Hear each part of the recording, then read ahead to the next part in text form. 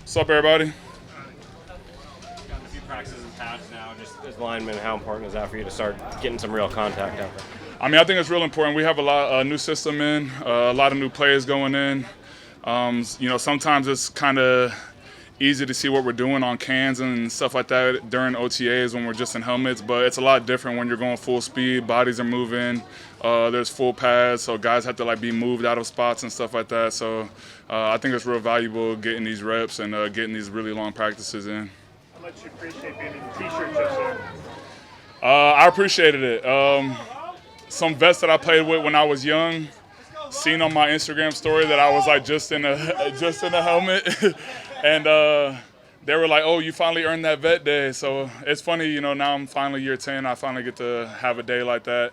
I'm typically not a guy that likes days off though, because I don't like to get behind.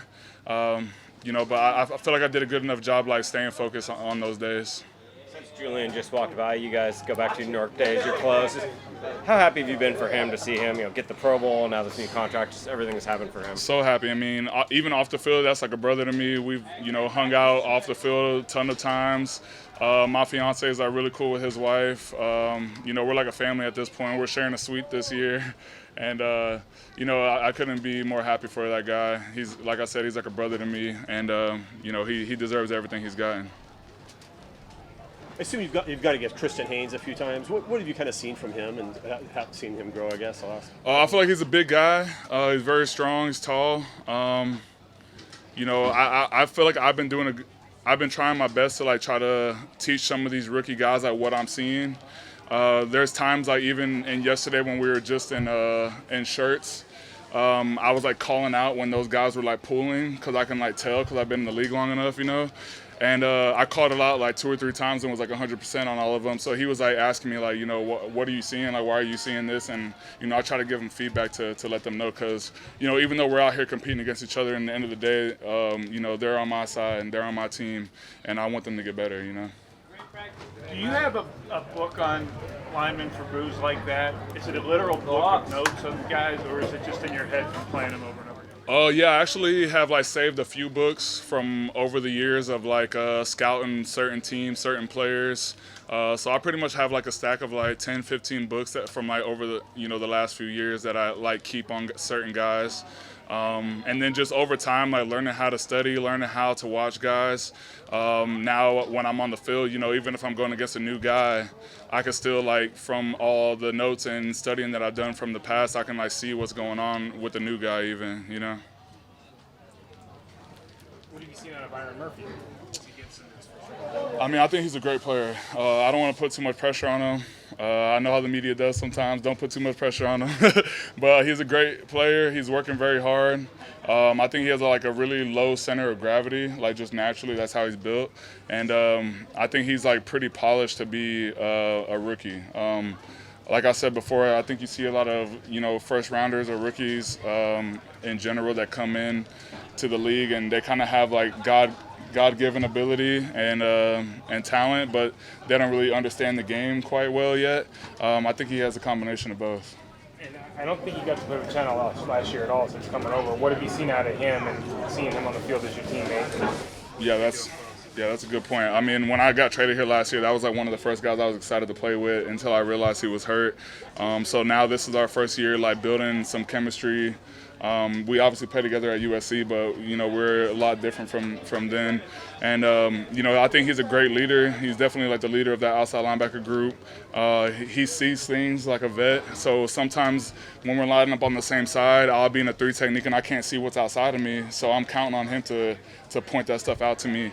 And he does a great job of saying when the tackle's coming down on me and things like that. So having a guy like him next to me is making my job easier. Gino obviously wasn't out there today. What did you kind of see from the offense, I guess, without Gino being there from the other 2 guys? I think Gino's a great guy, great leader on the team. But at the same time, we understand what type of business we're in. We understand, guys get rotated, replaced all the time. And it's always next man up, just keep going. So I think the offense did a great job of that. Next man in, stepped up. The whole line backed them. Sam did a great job today. What are you learning about Mike Macdonald and how he works players accountable? I'm learning he has a very almost like military mindset. There's this joke that we always say whoop when he says something. It's like a army thing, I think. But I think he does a great job of holding guys accountable, and I think that's what's really needed right now because, like I said, there's a lot of new guys on the team.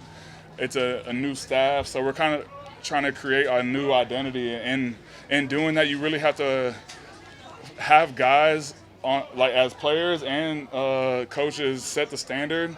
And if guys aren't reaching that standard, you have to hold them accountable to raise to that standard. So I think it's really important right now. Is it an adjustment going from a coach with a different coaching style to Mike Macdonald? Yeah, I think so. I think it's always an adjustment when you have two different head coaches, honestly, but also their styles were pretty different. When I only had Pete for not too long, so it's hard for me to compare because I was only with him for 8 weeks. But, this is definitely, we're trying to hold guys accountable this year. We're trying to make sure everyone rises to that level. What about him as a military mindset? What's that? What about Mike Macdonald will remind you of military mindset? I think just so far from through OTAs, when we went to the military base, when we had those, the guys that have been flying all over us today, they came in and spoke to us today. And I think both of those times you could tell Mike was really inspired by what we heard from the from those military people. And we kind of held on to certain things that they pointed out to our team and some of the similarities that they have in the Army and military and similarities through football that cross over, you know what I mean? So I think the guys have been doing a good job of taking those words and combining it with what we do. The wide receivers are doing push-ups after practice. What's one way that coach is keeping the defense accountable? I think that's player driven, honestly, and that's one way that I could step up, some of the leaders on the team could step up, because at the end of the day, although we have a new coaching staff, if things aren't running the way we want them to be ran, it's it's on the players first of all. So before I go to a coach and say hey, why isn't this right, I have to look at myself in the mirror and be why isn't this running right? And I have to first say something to the team, and then if it's not running right, then I can say something to coach. So I think in a way this, the coaches always say they want to give the keys to the players, and this is the time to do it. Do you maybe feel like you have more voice, more ability to step up as a leader this year, given the fact you're not joining mid-season, trying to get up to speed with the group you haven't been around, that you're here from the start? You can kind of maybe use that voice a little bit more with these guys? Yeah, for sure. I definitely feel a lot more comfortable. Like you said, last year when I got here, I was just, trying to learn how things were here. I was trying to figure out what the standard was, trying to fit in. Trying to learn a new defense, so I was more just focused on myself in a way, which is rare for me because I've been a vet for a while now. So I'm usually trying to help out as much as I can. And now that I've been established here, I come back. I'm more welcomed by my teammates, and it's a lot easier for me to step up and help out. Going back to Mike, what would you say about his communication style and the way that he teaches the team? What's that? Mike's teaching and his communication style. Okay.